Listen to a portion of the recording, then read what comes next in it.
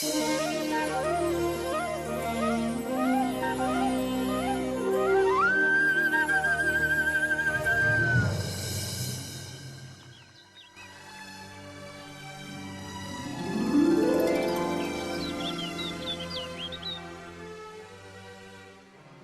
मोतियों के आभूषण पहनकर दीपावली पर हम वृंदावन की सबसे सुंदर गोपियाँ लगेंगी। इनसे सजकर हम ऐसे चमक उठेंगी जैसे दीपों की पंक्तियों से घर।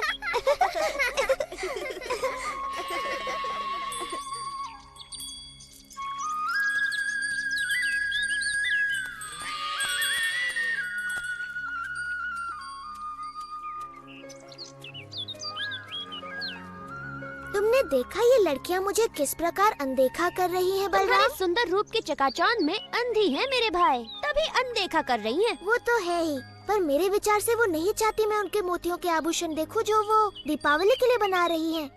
चलो देखते हैं क्या ये हमारे साथ अपने आभूषण बांटने को तैयार हैं।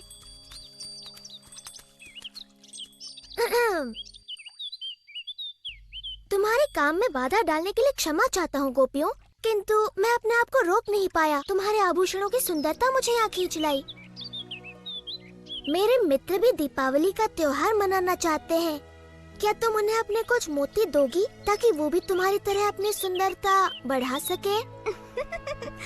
मुझे नहीं पता था कि सुबाला और मधु को अपनी सुंदरता का इतना ध्यान है। मैं उनकी बात नहीं कर रहा, मेरा मतलब था हंसी और हरिणी।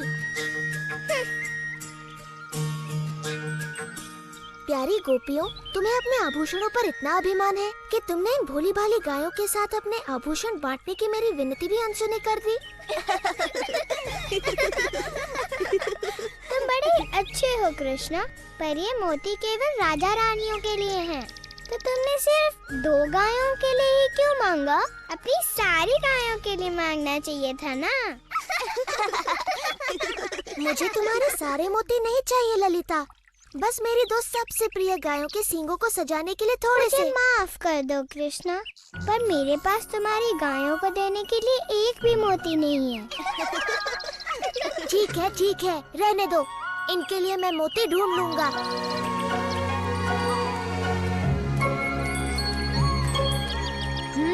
उन्होंने मना कर दिया। हाँ? ना तो गायों के लिए कोई सम्मान है, ना मेरे लिए। एक बार मैं इनकी बुद्धि ठिकाने लगा दूं, तब समझ में आएगा।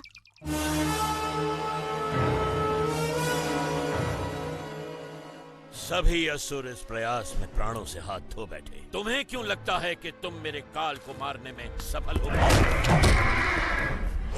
क्योंकि मैं हूँ केशी और मेरे पैरों तले धरती कांप उठती है।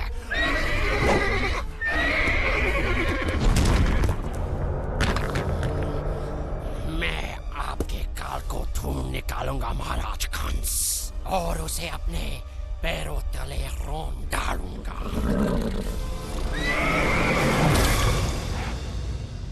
मोतियों का वृक्ष? मोतियों का कोई वृक्ष नहीं होता कृष्ण। विश्वास करो मैया, यदि तुम मुझे मोती दोगी तो उन्हें बोकर मैं इतने मोती उगाऊंगा कि हम अपनी सारी गायों को दीपावली पर मोतियों से सजाएंगे। ओ मेरे नन्हे कृष्ण, मोती फलों की तरह नहीं उगते, वो बनते हैं सुदूर समंदर की सीपियों में। प्यारी मैया, मुझे थोड़े से मोती दे दो ना।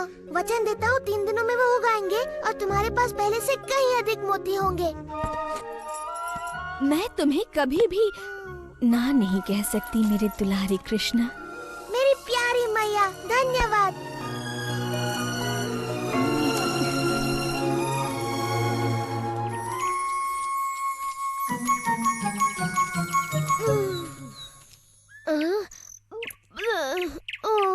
क्या हम मोतियों की खेती करने के स्थान पर स्वादिष्ट ताजा मक्खन नहीं उगा सकते? मूर्खों की तरह बात न करो मधु, मक्खन पेड़ पर नहीं लगता, तुम्हारे पेट पर लगता है। तुमने समाचार सुना रहा था, वृंदावन में सभी एक नए किसान की चर्चा कर रहे हैं। अच्छा, वो जो मोतियों की खेती कर रहा है। तुम मेरे कंगन बोकर मेरे लिए नए कंगन उगा दो ना कृष्ण। एक बार मेरे खेत में मोतियों की फसल आ जाने दो, फिर देखते हैं कि कौन किस पर हंसता है। कृष्णा, क्या हम लड्डुओं की भी खेती कर सकते हैं? नहीं मधु, पर तुम्हारे विचार से एक योजना सूझी है। तुम्हारे और सुबाला के लिए एक काम है।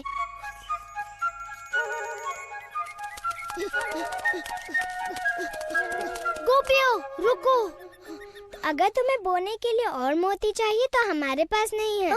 हमारे पास सुंदर से मोती है, लेकिन कृष्णा ने पूछा है क्या तुम हमें थोड़ा सा दूध दे सकती हो? ओह, खेत में काम करके इन्हें प्यास लगाई होगी। नहीं, ऐसा नहीं है। दूध तो उसे अपना खेत सींचने के लिए चाहिए। क्षमा करना, किंतु ये दूध इस कार्य के लिए उपयुक्त नहीं। विशाखा ठीक कहती है, कृष्ण के पवित्र मोतियों के लिए इससे काम नहीं बनेगा। तुम्हें चाहिए नागफनी का दूध।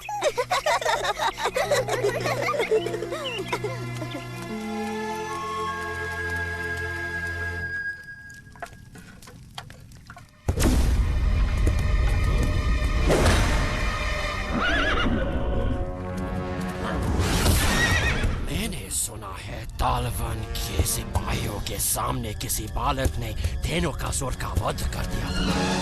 क्या ये सत्य है? वो दिखने में कैसा था? उसके बालों में मोर पंख लगा हुआ था, वो पीली पहने में था और वो बांसुरी बजाता था।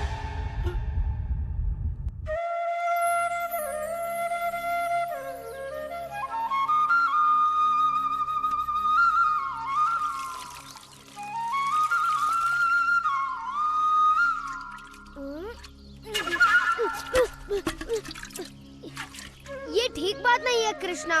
दूध मोतियों के साथ मनुष्यों को भी बढ़ने में सहायता करता है।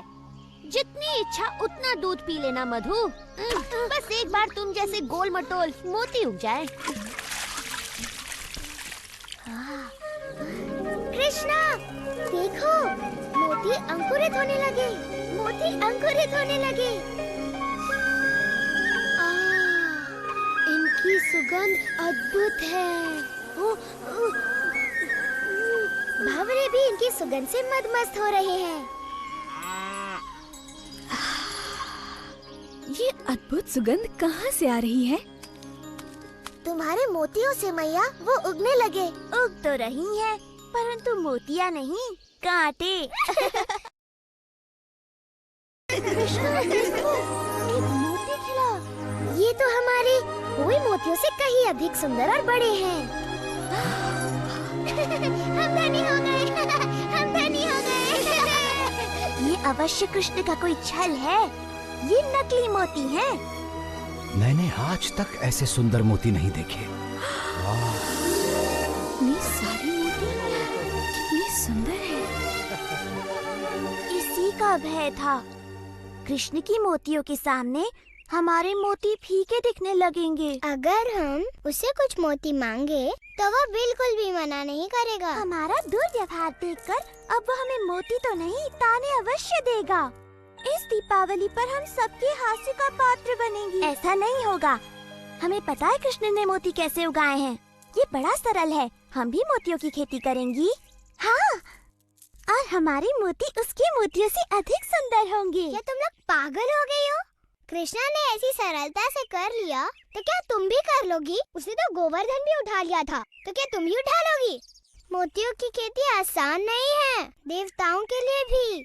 कृष्णा तो हमेशा ही ऐसे चमत्कार करता रहता है। पर क्या तुमने कभी एक भी चमत्कार किया है? मोतियों की खेती कोई चमत्कार नहीं है। इसमें कृष्ण की कोई माया नहीं। वृंदावन की दिव्य भूमि है ही इतनी उपजाऊ। हाँ, हमारे वृंदावन की दिव्य भूमि यमुना के जल की तरफ अद्भुत है। हम मोती बोएंगे और दूध के साथ साथ उन्हें घी और माखन से सींचेंगे। तब तो कृष्ण की मोतियों से हमारे मोती कहीं अधिक सुंदर और बड़े उगेंगे। आओ, रुको। बोना ही है तो ये छोटे मोती क्यों? हमारी माओ के पास बड़े बड़े आभूषण हैं। हाँ, जितने बड़े बीज उतने सुंदर फल। विशाखा, राधा। सच में माँ, तुम्हें इनसे 10 गुना मोती वापस मिलेंगे। घबराओ मत मैया, हमें अच्छी तरह पता है हम क्या कर रहे हैं।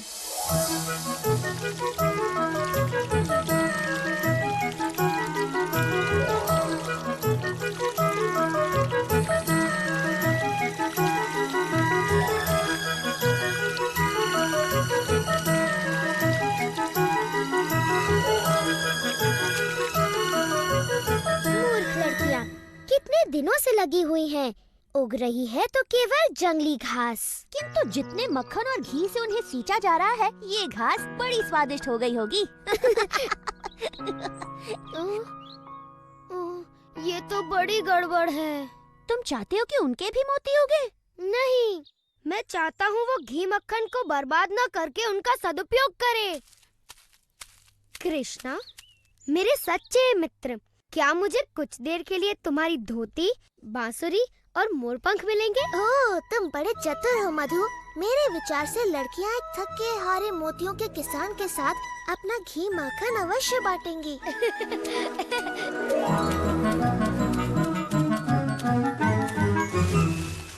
कौन है? कृष्णा, यदि तुम हमसे हमारे सुंदर मोती मांगने आए हो तो यहाँ से चले जाओ। मुझे अपना मुख दिखाने में भी लज्जा हो रही है। तुम तो मुझसे कहीं अधिक अच्छी तरह से मोतियों की खेती कर रही हो। यदि तुम थोड़ा सा घी और माखन मुझे दे दो तो मैं अपने मोती कम से कम तुम्हारे मोतियों के आधे आकार के तो कर सकूं। अब जबकि तुम अपना घमंड फैलाकर हमारे पास आए हो, हम थोड़ा सा माखन तुम्हारे साथ बांट सकते हैं। धन्यवाद, धन्यवाद। हाँ? गोपियों, इधर आओ। तुमने देखा हमारे मोतियों के ये पौधे कृष्ण के मोतियों से अलग हैं। ललिता सच कहती है, हमारे खेतों में तो कुछ भी नहीं उगा, सिर्फ कांटों वाले पौधे उगे हैं। ये बात किसी को पता न चलने पाए, विशेष तौर पर माताओं को।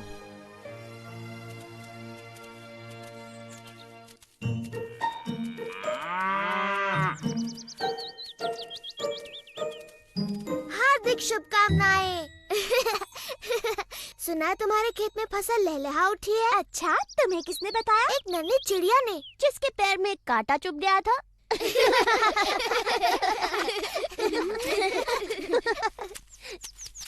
चलो मित्रों, त्योहार के लिए अपनी गायों को सजाया जाए।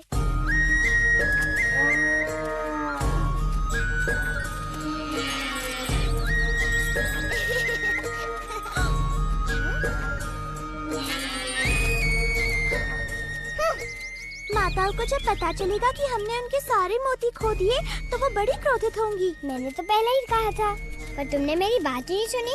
ये सब कृष्णा ने किया। मैं समझी नहीं विशाखा। वो झाड़ियों में छुपा था, याद है?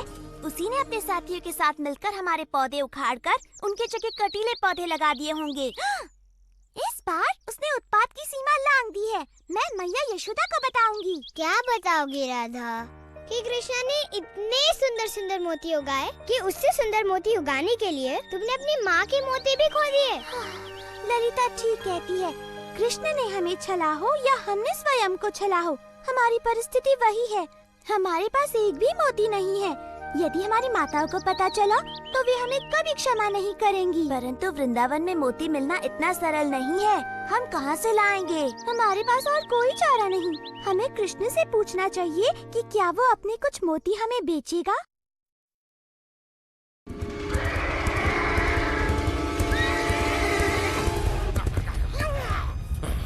कहाँ है वो बालक?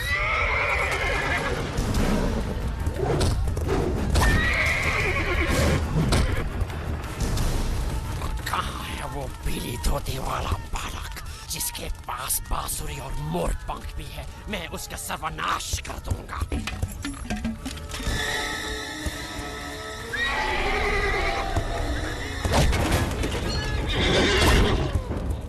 चलो यमुना चलो।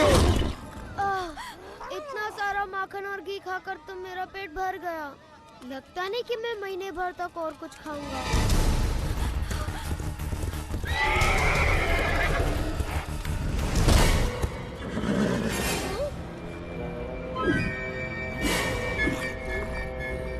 आखिर मैंने तुम्हें ढूंढ निकाला कंस के काल। मैं काल नहीं, मधुमंगल हूँ। नहीं, तू कंस का काल कैसे बनेगा? क्योंकि मेरे पैरों से कुचले जाने के बाद तुझे कुछ करने का मौका ही नहीं मिलेगा।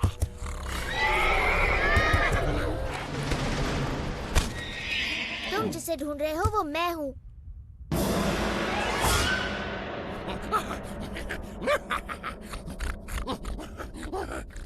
कम से कम उस लड़के में थोड़ा बहुत मांस तो था। तुझे तो मैं बाएं पैर से ही मार दूंगा बच्चे। इससे डरो मत। केशी बिल्कुल हमारे खेलने वाले काठी के घोड़ों जैसा है। अब देखेगा तो कि मैं कितना खतरनाक हूँ और क्या कर सकता हूँ।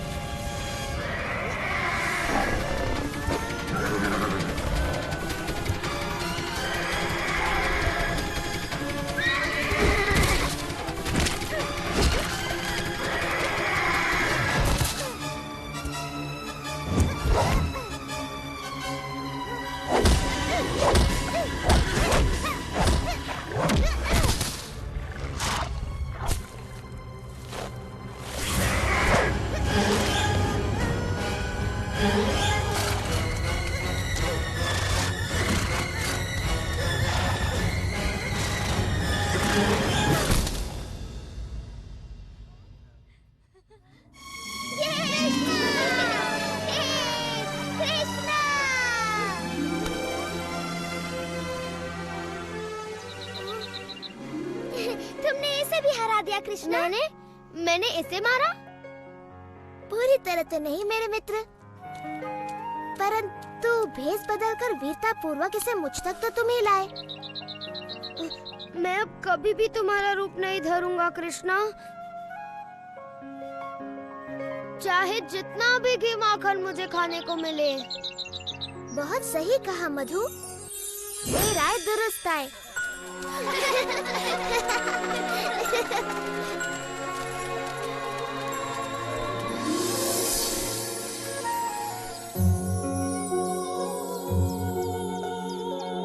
वाह मेरे भाई, ये तो बड़ी अच्छी फसल लहलाने लगी।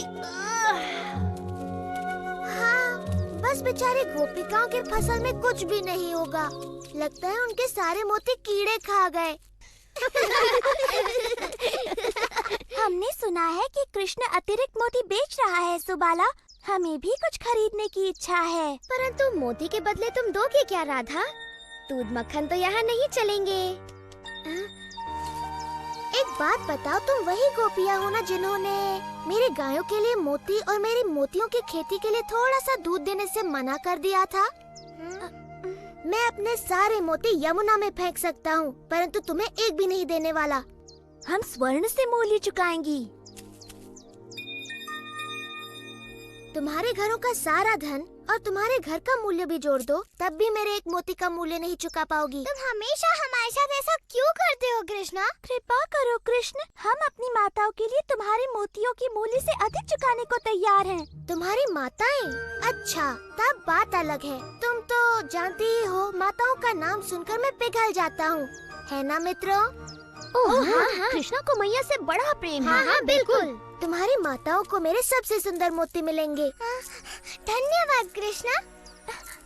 धन्यवाद कृष्णा, तुम बड़े दयालु हो। वो तो मैं हूँ ही, पर धन्यवाद मेरा नहीं, अपनी प्यारी माताओं का करो।